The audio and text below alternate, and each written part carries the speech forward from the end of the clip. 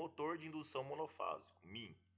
Este motor corresponde a um único enrolamento percorrido por uma corrente alternada monofásica. O motor é alimentado por uma tensão alternada monofásica. Esse é o rotor Gaula de Esquilo, igual ao MIT, ou seja, igual ao motor de indução trifásico. Esse daqui é o enrolamento do estator, que é o enrolamento principal.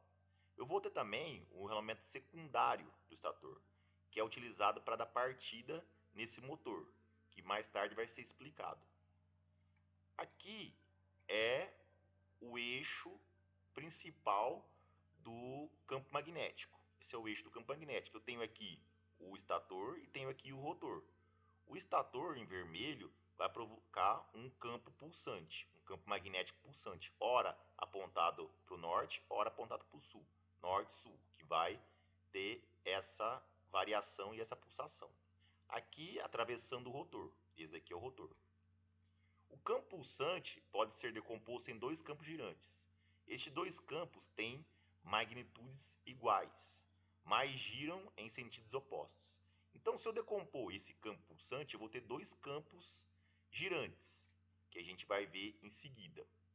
Aqui, BR é o campo resultante produzido pela bobina do estator, ou seja, pelo enrolamento principal do estator. É um campo pulsante na direção do eixo A, como a gente viu aqui em cima.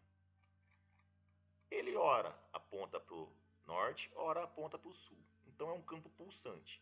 Esse campo pulsante, nesse instante aqui, ele está em máximo valor, ou seja, máxima magnitude. Ele pode ser decomposto sempre em dois campos girantes, BI e BD, que vão girar na mesma velocidade, só que em sentidos opostos. Esse vai girar no sentido horário, que é o campo direto, e esse vai girar no sentido inverso, ou seja, sentido anti-horário. E esse é o campo resultante, que nesse caso, nesse instante, é um pouco menor, o valor dele é um pouco menor. Então a decomposição desse resultará em dois campos girantes, um no sentido e o outro no outro sentido, sentido oposto.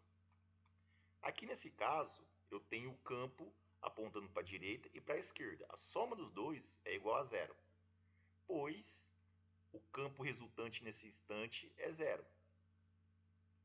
E aqui nesse instante eu tenho um BR, um campo resultante, apontando para o sul. E sendo que esses campos girantes, a soma desses campos girantes BI e BD, vão me dar o campo resultante. Então eu tenho o BI girando no sentido anti-horário e o BD no sentido horário. Eles giram com a mesma velocidade da rede, ou seja, ômega S, no caso de uma máquina de dois polos, ou seja, no motor de dois polos. Nesse caso, ele atinge a máxima amplitude no sentido sul. BR é máximo no sentido sul. Eu vou ter BI igual a BD, sempre, mais apontado nesse sentido aqui.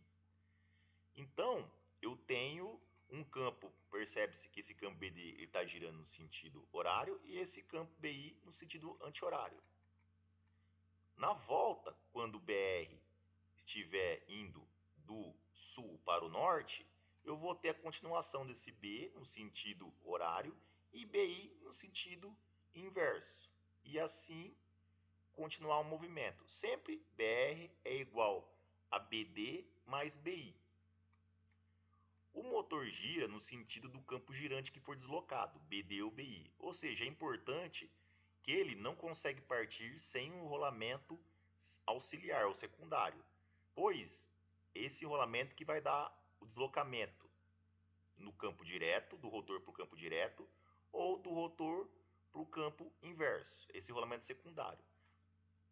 Para tocar um sentido de giro, para inverter um sentido de giro, é preciso inverter a ligação desse enrolamento secundário, pois ele que vai dar o torque inicial, ele que vai dar o giro do motor, sentido horário ou sentido anti-horário. Se você pegar um motor assim e der um deslocamento com a mão, ele vai girar, se der um deslocamento para a direita, ele vai girar para a direita. E se der um deslocamento para a esquerda, ele vai girar para a esquerda, ou seja, sentido anti-horário. Essa é a função do enrolamento secundário, que fica disposto a 90 graus do enrolamento principal. O motor tem um escorregamento S no sentido do campo que acompanha e 2 menos S devido ao campo contrário. Ou seja, essa diferença de campo é NS menos NR no sentido do campo que acompanha o rotor, ou seja, que dá o torque no sentido de giro do rotor. E vai ter uma diferença de campo no campo contrário, devido ao campo contrário, de NS mais NR, devido ao torque contrário, devido a esse campo contrário, ou seja, que vai gerar o torque contrário no motor. Tem torque maior no sentido do campo que desloca e menor torque contrário devido ao campo oposto. Então ele tem um maior torque no sentido de rotação do motor e menor torque no sentido oposto. Escorregamento para os campos girantes de sequência positiva e sequência negativa. Sequência positiva é no sentido de rotação do rotor e sequência negativa é o oposto do sentido de rotação do rotor. Sequência positiva, S positivo, ou seja, escorregamento positivo, sequência positiva, é igual a NS menos NR dividido por NS, igual a S, a gente vai chamar de S, escorregamento. NS é a velocidade do campo do estator, NR é a velocidade do campo do rotor. Sequência negativa, S negativa, é NS menos NR, ou seja, NS mais NR dividido por NS, que é igual a, substituindo aqui, 2 menos S. Com o rotor parado, o motor monofásico se comporta como um transformador, com um secundário em curto-circuito, cujo esquema é mostrado. Então, é como uma fase do MIT. Eu tenho o estator induzindo fluxo no rotor. Esse esquema aqui é referenciado no estator.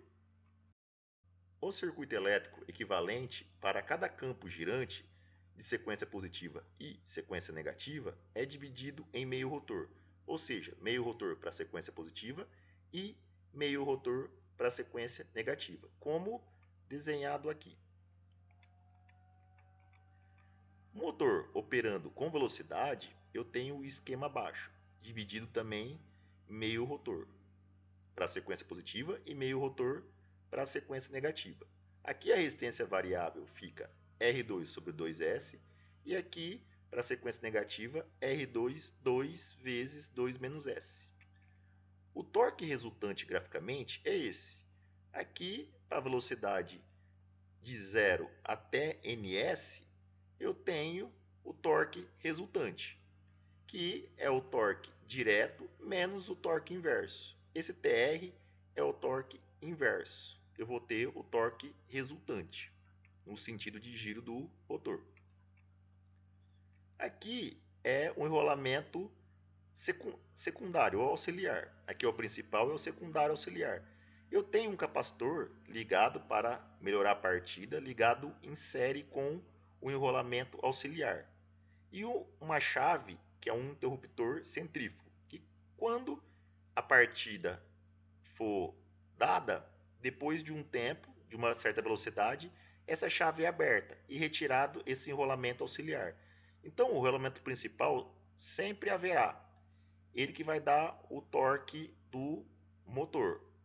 Mas o enrolamento principal é utilizado para dar o torque inicial, ou seja, o sentido de giro do motor, o torque inicial do motor. Depois de uma certa velocidade, ele é desligado. Esse enrolamento auxiliar é desligado, ficando só o principal, como a gente viu anteriormente, o funcionamento do principal. O secundário, ele é utilizado junto com o capacitor para melhorar o torque de partida. E ele pode ser trocado, o sentido de ligação dessa bobina auxiliar, para inverter o giro do rotor, o giro do motor, do rotor. Velocidade 5 do motor, 120 fp, em que P é o número de polos e F é a frequência da rede. E o torque efetivo é potência mecânica dividido pela velocidade do rotor.